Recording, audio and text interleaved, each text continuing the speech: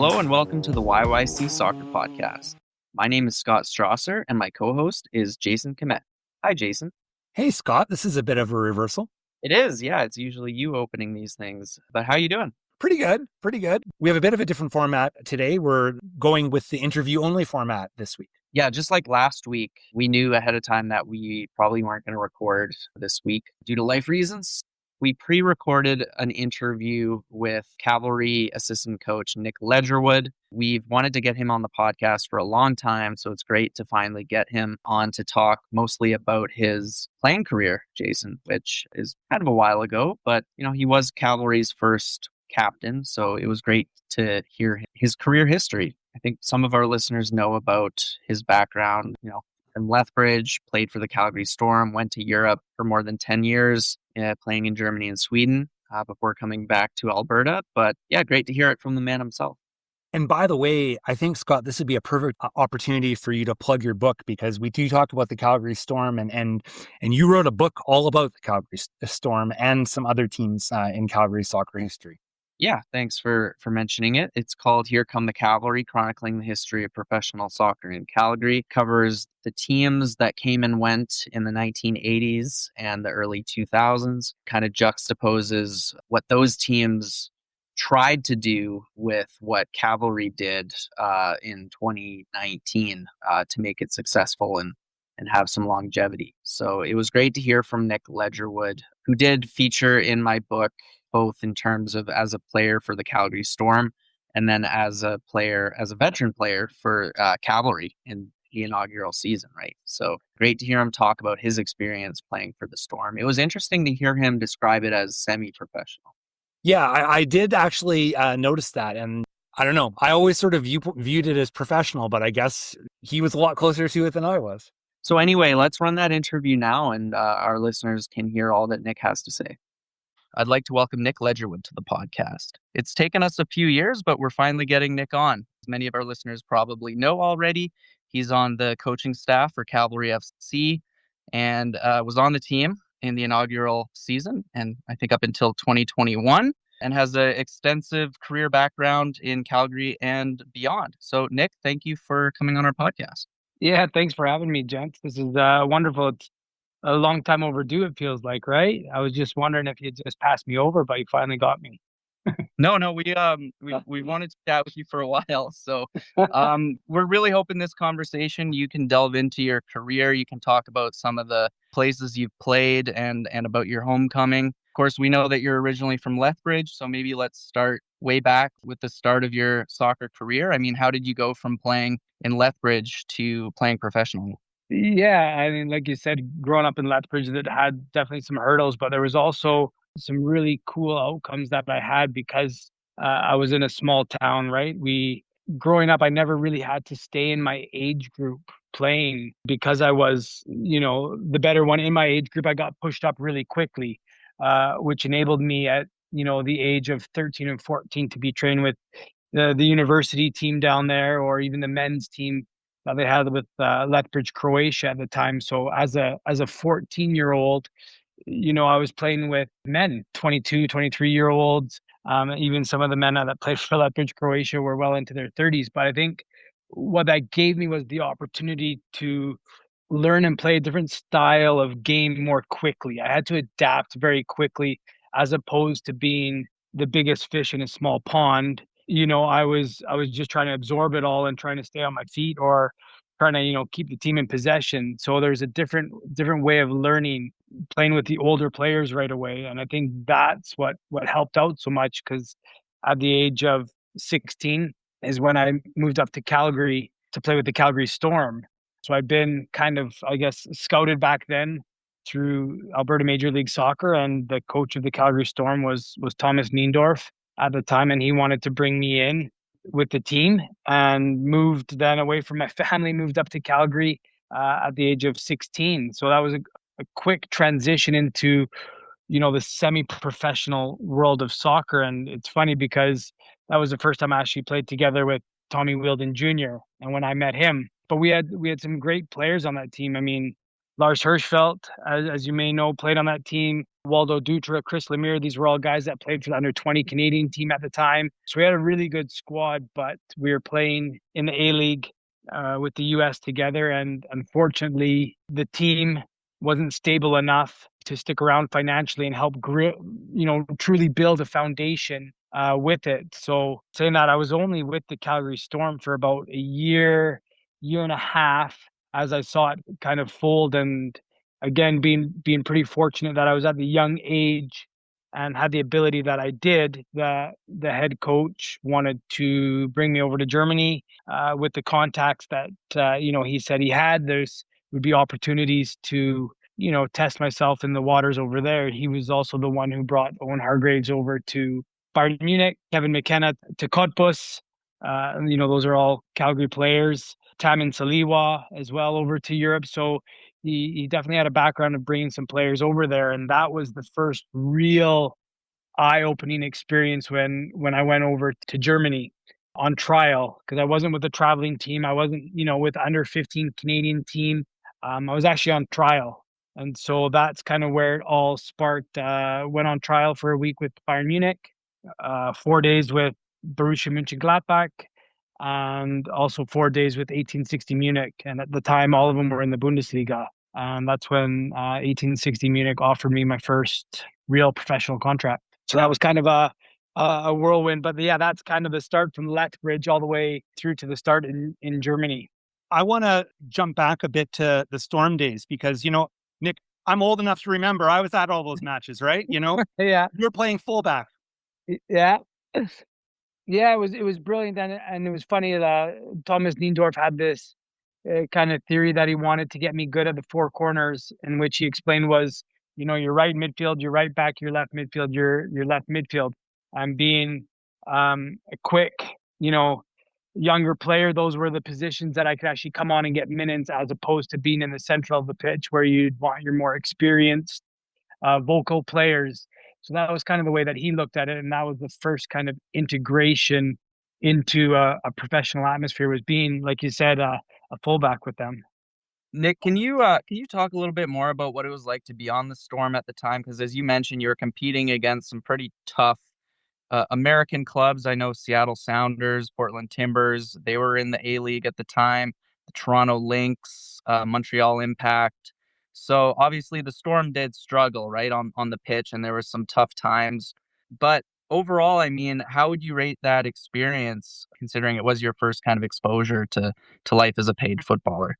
Yeah, and in the moment, I think you just take it for granted and you just go with it, right? That's the only thing at the time, and you try and absorb as much as you can. Traveling, like you said, traveling to these places. Seattle, Portland was unbelievable. Montreal, we even went down to El Paso to play games. Indy, Minnesota. So it was essentially like the NASL days later on, where we were mixed in with the US. But, as a young kid, I was 16, 17, I'd go travel with, these guys. And after the game, they'd have their beers or go out for drinks, and I would just stay in the hotel. That was it, right? I never really absorbed that side of it. It was I just wanted to play, and that's all I knew. But looking back on it, it was actually a really cool experience to be able to travel at such a young age. I think for myself, I had to grow up so quick. First of all, moving away from home at the age of 16 and having, I lived in a condo with two other players, and I had to fend for yourself. You start looking at your recovery, your cooking, your sleeping, trying to still do the schoolwork at the same time. And you didn't have really anybody there for the guidelines with it. And then the soccer side of it was great because you were always pushing yourself, and you got to go travel to these places and fly and go play in bigger stadiums. So the away trips were awesome. But like you said, the infrastructure that Calgary had at the time wasn't sustainable. We didn't have the ownership group that really wanted to invest and grow it, nor did we have the fan base that made it, something that was going to stick around. So I don't think I was there long enough to really understand and see what was happening. It was just one of those, at a young age, what was at your doorstep. So you'll try your best. You didn't know what else was out there. I think you and I have talked about this in the past. I love German football. I watch the Bundesliga every weekend. So your time in Germany really is interesting to me. And the fact that you played with 1860 Munich. Can you talk a little bit more about what it was like to play for the smaller club in that city, but a club that has a passionate Bavarian and local fan base nonetheless? Yeah, and it's funny that, it's seen as obviously the smaller club. If you're actually in Munich and you talk to a lot of people, it's more of the workersmen or the blue collared club. So they actually have more of a true fan base. Unfortunately, now with a little bit of financial problems, they've dropped down from the Bundesliga to second Bundesliga. They're now mid-table third Bundesliga, but they still have this unbelievable core fan base that back at the time through the 90s, it was the working class people that saved all their money to go support the football club. So they had more of a passion when you went and watched these games as opposed to Bayern Munich. Bayern Munich was your upper class, people that could afford a more expensive ticket, maybe weren't that passionate about their team or worried about, what players they signed. Whereas 1860 Munich, we would have these fans show up to our training grounds, and whether it be like a relegation battle or anything like that, they'd be trying to talk to you through the fences while you were training and push you and explain, that they were literally working to pay for their season tickets to come support the team. So the amount of pressure that was kind of put on it to stay at my time, we were in the second Bundesliga and we were in the relegation battle, but to stay up for not only the fans, but for the workers of the club. And, I learned firsthand that it was more than just soccer, right? Like it was these people's livelihoods. It was what they connected to when they went to work on Monday. They were able to talk about it. It was their out, whether from like stress at home or from the workplace, they were able to talk about soccer. And so I just felt it was so much more to them. And that was truly where I was like, yeah, soccer over in Europe is different. Like this is so much more than we've ever even thought about back in Canada. So, Nick, I want to talk about that time you in Munich when you first got there. Like you played for the reserves a lot the first couple of few years, and I think you were loaned out as well. But you really had to be patient to sort of wait for your time to develop and wait for your time there. Like, what was that like? Like, it took a while to sort of break into the first team. How was that for you when you were there? Yeah, it was tough. Like looking back on it now, I even joke with my mom sometimes, and I'm like, I'm not sure how I stuck it out because you think about back then, that was 2003 that I went over there. There was no FaceTime. There was no like Instagram direct messaging. There was no like, hey, let's just hop on a call. We'll see how you're doing. It was literally like, I'll go down to the corner shop. I'll get an international calling card and I'll call my parents on the weekend, let them know how things are going. So I think it built resilience real quick. So you either had to be like, okay, you're going to go through with this, you're going to build an unbelievable strong resilience to it, or you're just going to pull the plug and go home. And I think, I had a really good youth director at the time. And, one of the days he came and I was in tears, right? Like I had a bad week, bad training session. And he saw me in tears and, I was like, I miss home at that time. And he's like, you know what? He goes, don't call home when you're sad. He goes, call him when you're happy. And I didn't really understand it. I, question. And he goes, if you always call home when you're sad, you're going to associate being at home when you're sad. Like you want to call your parents, you want to touch out, you want to go home when you're sad. He goes, make sure you have good positive stories to tell them when you're on the phone. And it actually kind of changed my mindset of like after good games, I'd want to call my parents. And you start actually feeling more positive about staying in Germany. And I think the first year was tough. I had a couple really good friends on the team. They were also foreigners, so they were going through the same thing. You'd kind of find your clique in it. But there was a moment where I would say like things really started to turn positive, and it was when I found success on the field. And as soon as you find success on the field, you find trust within your peers, and now you're being invited to things. You're invited to dinners. You're invited over when they, go out in the city, and you now feel a group. And it takes that belonging to actually feel a part of something. And until I had that, I questioned why I was there. So it was tough. I had a 2-year contract with a 2-year option, meaning that if I did well in the first 2 years, they would extend it to another 2 years. And that was pretty much the 2 years was the under 19 team that I first signed with and the reserve team. So they wanted to see me in both of those. And it got to a point where I was about halfway through that second year and I started training up with the first team because they saw the potential there. That was for me the green light of being like, yeah, I can step into this. I can be a part of this, and actually I want to make it a living to do. I want this to be a career. So, as soon as that happens, you just fully emerge in the culture. I had to learn German. I was doing 4 hours of German classes every morning while the youth players would go to school, come back, we'd train in the afternoon. So until I was comfortable and I learned the language and the culture that's how long it took me to stay. Like, I want to stay and fight through this. But as soon as you do that, I'll get the approval of all the Germans over there. Like, as soon as you've done that hurdle, they were like, yeah, you belong now. You're part of us. We can trust you. We can build with you. So that was essentially the first 2-3 years there. We know you also played in Sweden, right, for a couple of years. Can you talk about how that move came to be, and maybe some of the differences you experienced playing in Sweden compared to Germany? Yeah, Sweden was unbelievable. It came at a very unique time. I was 27. I'd played then in Germany for what would have been 8 to 10 years. And I was at a point where I was tired. It was a grind. I had just gone into the third division with a club that wanted to get promoted. They were hungry to get promoted, but it felt like every week was a grind. The intensity of the training sessions were unbelievable. And sometimes on the weekend, I was like, I need a break. Like, you would push yourself so hard from Monday to Friday to be in that starting 11 that come Saturday, you were like, I don't know if I can give 100% on game day. And that's when I started questioning, being like, I need a little bit of a recharge. I need a new environment. I need something that's going to switch. And initially, I had talks with Toronto FC about coming back in the MLS. We had really good talk. At that time, I had played 6-7 years with the national team, so I was on the radar with the national team a lot. Been playing a lot of games.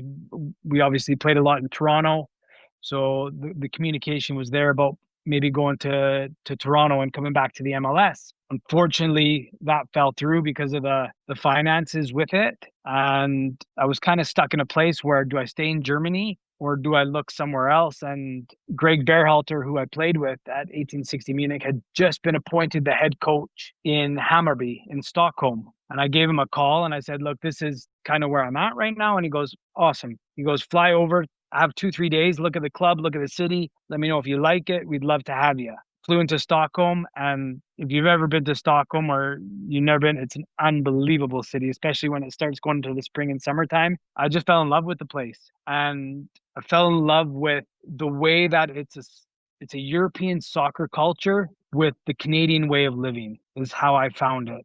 Meaning that, the guys on the team, like, you really had a friendship. When I came in, I sat next to the guy in the locker room who I actually took his position. We were both center midfielders, and I took his position. And, my first instinct was like, man, this is going to be a long season. I'm sat next to the guy that I've actually taken his position. He ended up being one of my best friends because it wasn't about losing a friendship to start on the weekend.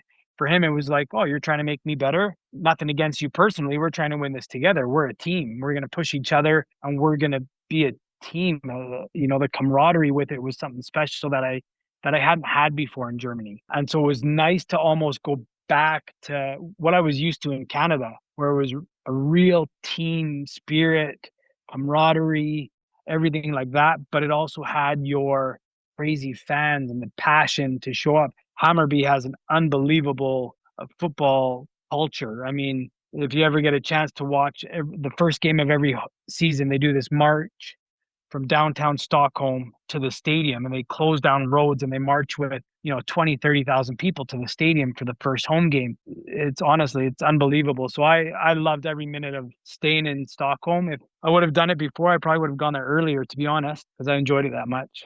You mentioned about the national team. I think we want to make sure we touch on that a little bit. So you started playing for Canada like in the youth team, on the U17 team, is that right?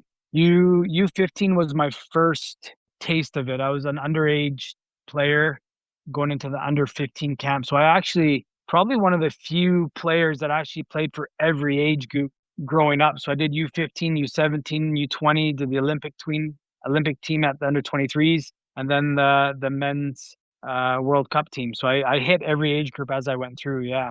So what about, your first cap? It was in Iceland, right? And yeah. Any particular memories about that you want to talk about? Yeah, I think I actually came on for Paul Stalteri, if I remember correctly. He was an absolute idol back then. It was somebody I really looked up to. And all I remember in that game was me and David Edgar were on the bench and we were just warming up and we were joking around a little bit about, if we were going to get the chance to go in or if, this was just a cool away trip to be on. But no, surely enough, I went in. I think I was about the last 20 minutes of the game, went in for Stolly, and that was the first cap we tied 1-1, I believe, away in Iceland, and that was the first kind of real introduction to the national team. So it was very cool though to be in that kind of atmosphere with everything.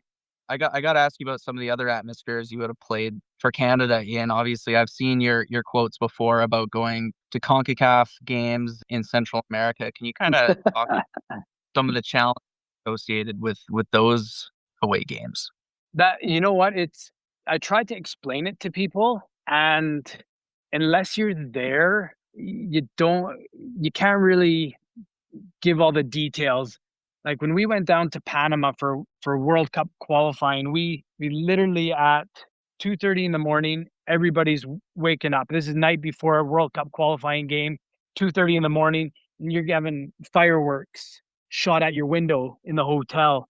And the hotels, they've set it up so you're actually all the players' rooms are facing the street side because they're smart enough. They want any advantage that they can get. So yeah, 2:30 in the morning, day before World Cup qualifier, Panama, the fans are out front of the hotel. They've literally parked off the street and they're starting to shoot fireworks at your hotel window. The motorcycles are all lined up and revving their engines, and you look outside and they literally got the back trunks of cars opened up with the big speakers, and they've set pretty much a street party in the front of your hotel at 2:30 in the morning to throw you off. And I still remember Kevin McKenna just losing his mind. Everybody got down. We were all in the lobby, and he's just shouting at the security guard. He's just ripping the security guard apart, saying, like, why isn't he going to stop it? You got to shut it down. And the security guard just looks at him and literally just smiles and says, like he's panicked. Like, why would he stop it? He's from Panama. He wants them to win tomorrow. And just literally like laughed at Kevin McKenna as we're like, trying to prepare for a game. And we're like, oh, like what chance do you got when stuff like that happens? But it happened all the time down there. It got to be the norm. Okay, you knew something was going to happen. You knew you would never go down there and have a normal trip, whether it be, some food poisoning, or they would schedule a game at 3 o'clock in the afternoon in the heat. They would make it a national holiday so everybody could come. Like, just they had this way about it, and to them it was so much more than just soccer. It was like if they could qualify for the World Cup, what that would mean for the country, the economy. They had so much more going for it than what Canada did. And back then there was a kind of laughable story of we had it if we qualified for the Hex, which was at that time the last 6 teams going into qualifying. Everybody got like an iPod. That was our motivation. I mean, we had so much more motivation to do it, but that was the incentive from Canadian soccer at that time, was like, here you go, guys. If you qualify, you'll get this. And it was like, yeah, it was tough to compete with that was going on. So the experiences down in Central America were wild. And, unless you do it, you can't really say like, oh yeah, I understand that's got to be tough. It's like, no, you got to dive into it and really feel it, because there's moments where you're actually like questioning, like, is this even right for us to be down here this moment? Like, we're not going to go play tomorrow. You got rocks thrown at your bus. Like, at what point does somebody step in? So yeah, it's a different beast down there for sure. You scored 1 goal, and it was in BC Place. Yeah. You talk about that for a minute?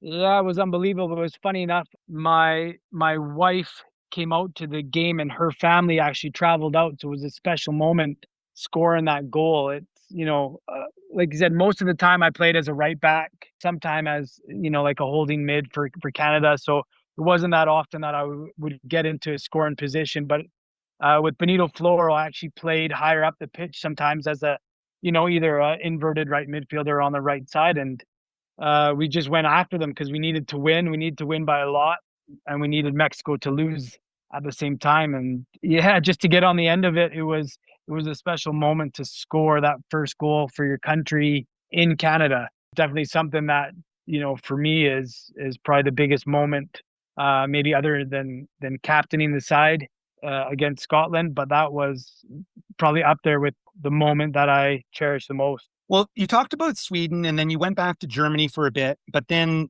you were at Cottbus, and then you moved back over to North America, to Edmonton. So how did that all come about? Like, what was sort of the genesis of leaving Germany for Edmonton? Yeah, it was lifestyle. I'd come home one Christmas break. I was back in Lethbridge, and I met my wife over the Christmas break. So I met somebody. I came back for the Christmas break, and I met somebody, and we did the long distance relationship as I was in Cottbus. So she would come over for a month. She'd come back for a month, and then it got to a point. I was 30, going on 31. And we were like, okay, we're not going to do the long distance thing anymore. What's the next alternative? What's the closest to home? We wanted to, start setting up some roots, looking at the next chapter of what life would be like, and at that time I was playing in the 3rd division in Germany. I know I wasn't going to go any higher at that point, 31 years old. So it was more of a lifestyle change.